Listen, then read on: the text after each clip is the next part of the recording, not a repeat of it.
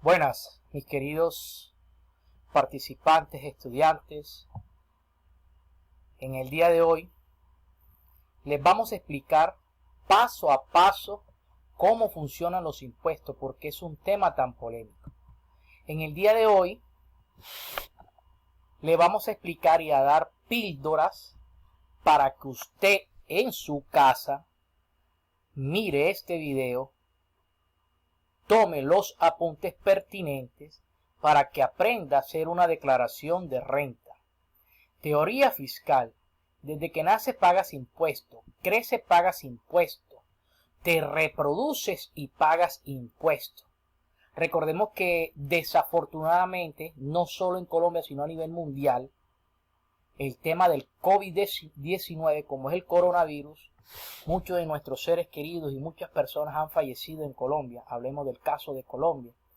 Y estas personas que han fallecido por el desconocimiento de asesorías fiscales en Colombia no declararon renta porque no tenían RUT, pero cumplían uno de los requisitos que muchos omiten, como es el del patrimonio. Más adelante le vamos a explicar cómo deben declarar y qué debe tener en cuenta las personas que, digamos, en un sentido figurado, dirían o dirán que la DIAN nunca los va a mandar a declarar renta.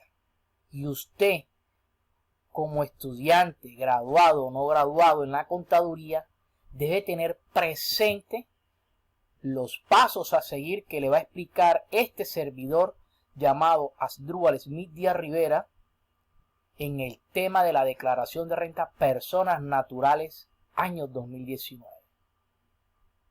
Cualquier duda, cualquier inquietud, aquí están mis datos. Las bases fiscales que usted debe tener en cuenta, recordemos la primera pregunta que hicimos, ¿cómo que un muerto va a pagar impuestos? Resulta y pasa, para que usted lo tenga más claro, existe una pareja de un hombre y una mujer. Esa pareja de hombre y mujer compraron un apartamento, una casa, una finca hace 6 años por el valor de 160 millones de pesos. Ese patrimonio le corresponde a cada uno el 50% según el certificado de tradición y libertad. Quiere decir que para cada uno son 80 millones de pesos. Hasta aquí no debería declarar ninguno de los dos por patrimonio, pero resulta y pasa que ese mismo inmueble tiene un impuesto que se llama impuesto predial. Y el impuesto predial dice que no vale 160 millones, que ese inmueble, ese patrimonio, cuesta 350 millones de pesos. Si nosotros dividimos 350 millones de pesos, a cada uno le correspondería 175 millones de pesos. Quiere decir que, como no tiene RUT, la DIAN, entre comillas, lo desconoce. No existe para la DIAN. Pero resulta y pasa que esta persona o alguna de las dos personas que estamos colocando como ejemplo falleció. Y aquellas personas que desean heredar, digamos que sus hijos, ese bien inmueble, ese patrimonio, tienen que declararlo del fallecido. Y en este caso, si fallecieron los dos, tienen que hacer por esas dos personas las declaraciones de renta por separado, porque el artículo 592 del Estatuto Tributario nos da la base fiscal de las 4.500 VT. Y si usted lo nota, tome 4.500 VT por 34.270 VT del año inmediatamente anterior, quiere decir que superó la base, excedió la base y por ende le toca declarar renta a ambos por esos 175 millones de pesos. Asimismo, miramos las bases fiscales en ingresos mínimos y ingresos máximos, que son 47.978.000 ingreso mínimo y el ingreso máximo 119.945.000. Esto lo vas a ubicar, el ingreso mínimo, en el mismo artículo 592 del Estatuto Tributario y los ingresos máximos en el artículo 437, parágrafo 3 del Estatuto Tributario. En este mismo artículo vas a encontrar otros requisitos, como es no tener más de un establecimiento de comercio, no ser usuarios aduaneros.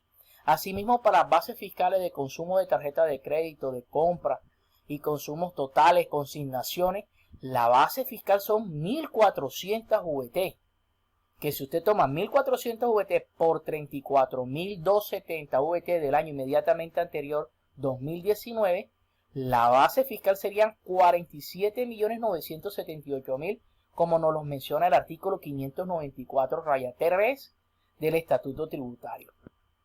Con alguna de estas bases fiscales que su contribuyente cumpla, debe declarar renta. Preguntas más frecuentes. ¿Qué es lo que yo le debo solicitar a mi contribuyente para hacerle la declaración de renta?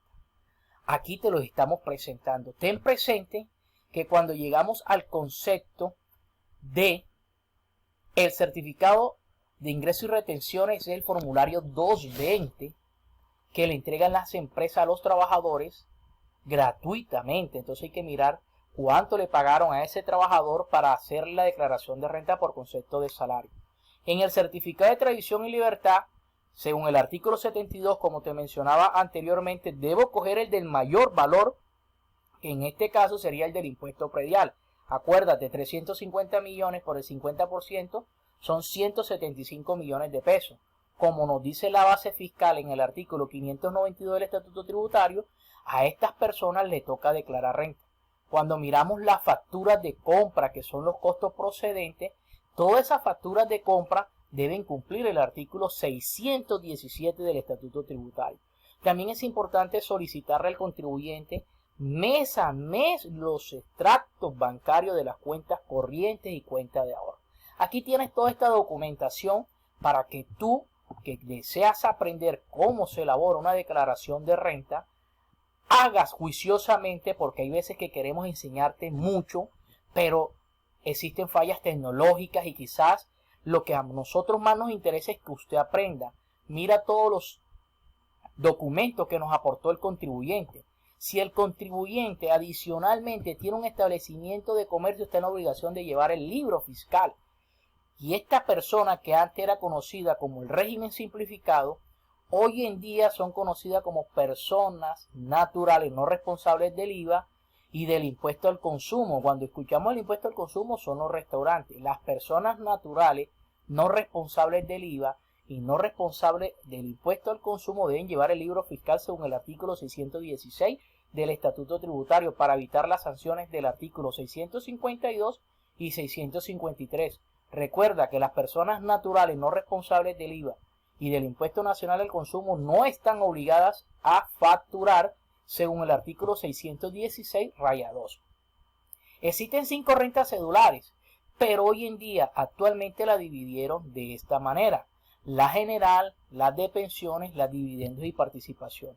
La general se divide lógicamente en las rentas de trabajo que se utiliza para los asalariados, las rentas de capital, que si usted mira la renta de capital son aquellos que tienen la actividad económica en el RUT 0090, rentista de capital.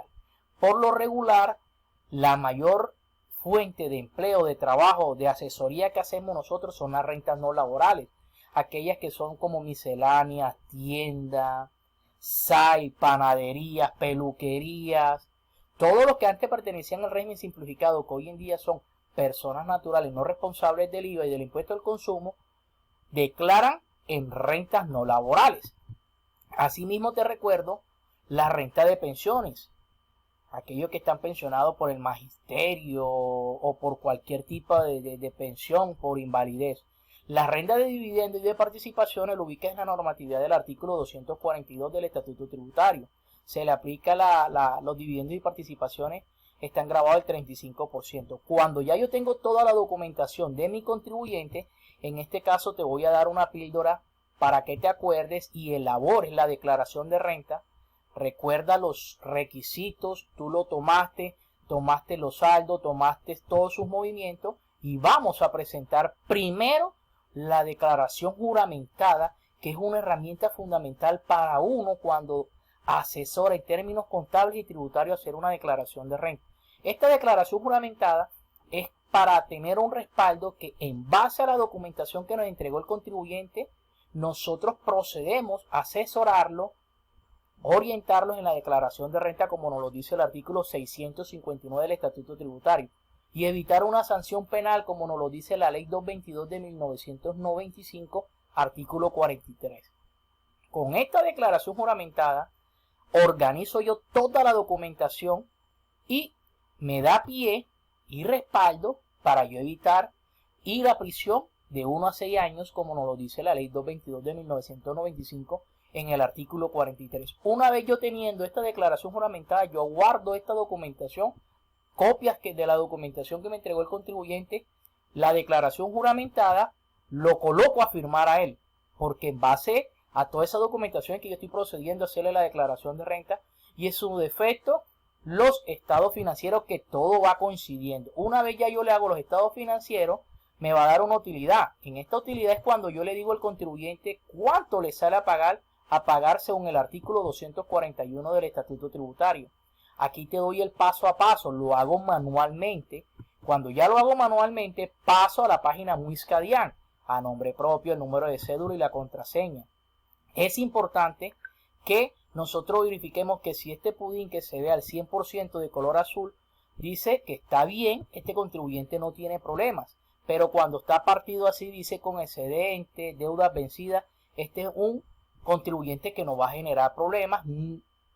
Posiblemente haya que hacerle otro trabajo porque hay que averiguar por qué tiene esos excedentes. Eso es lo que dice información reportada por tercero, es cuando a mi contribuyente lo reportaron en la exógena. En este caso, mira que yo le doy 2019 consultar y me dice los mismos ingresos que yo tengo en la declaración juramentada y en los estados financieros fueron 89.812.000. Asimismo continúo y doy el paso a paso a presentar la declaración de renta. A mí me quedó igual que como lo hice manualmente en el artículo 241, 1.358.000. Esta es la renta no laboral de un establecimiento de comercio que tomamos como ejemplo, en este caso un almacén de ropa. Ahora le vamos a hacer el del asalariado. El del asalariado tiene la misma información, a excepción que cuando ya yo tenía la utilidad de los 44 millones de 44.500.000, apliqué el artículo 206 del Estatuto Tributario, como se lo voy a mencionar en este certificado de ingreso y retenciones, que es de asalariado. Él me entrega el certificado de ingreso y retenciones y aquí dice pagos por salario. Veo el RUT y tiene la actividad económica 0010. Lógicamente debo toda esta información pasar a la declaración juramentada, igual como el que hice anteriormente con el almacén de venta de ropa. Hago los estados financieros y cuando ya yo estoy haciendo el ejercicio de la utilidad, llego a la renta líquida, 44.500.000. Aquí coloco el artículo 103 porque deben verificar cuáles son las actividades que conforman los asalariados. En este caso, adicionalmente, la renta exenta la vas a ubicar en el artículo 206 del Estatuto Tributario. ¿Qué hice o qué hacemos? Toma los 44.500.000, lo multiplicas por el 25% y esa es la famosa renta exenta. Recuerda que la renta exenta puede ser hasta el 40%. Nos faltó la documentación de la medicina prepagada, los dependientes económicos, los gravámenes, los movimientos financieros. Cuando ya yo tengo los 33.375.000, corrijo, hago el cálculo y aplico el artículo del 241 del Estatuto Tributario, convierto 33.375.000 entre la VT del año inmediatamente anterior y no me da a pagar porque me da 973.000. Miro los rangos del artículo 241 y confirmo que no sale a pagar. Asimismo, presento la declaración de renta con el paso a paso.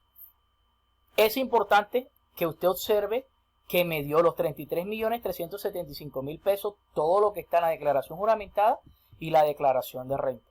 Recordemos que en la renta no laboral me salió a pagar 1.358.000 y en la asalariado me salió cero valor a pagar. Es como cuando ustedes escuchan que le salió en cero, que no le salga a pagar la declaración de renta. No es que no le salga, sino que aplicando el artículo 241 no le dio a pagar. ¿Cuál es el tercer grupo que tienen que hacer? Unir las dos rentas cedulares, como es la renta de trabajo y la renta no laboral, en un solo formulario para que ustedes apliquen el artículo 241 y observen cuánto les dio a pagar. A mí me dio 9.468.000. Recordemos la normatividad de la Ley 222 de 1990.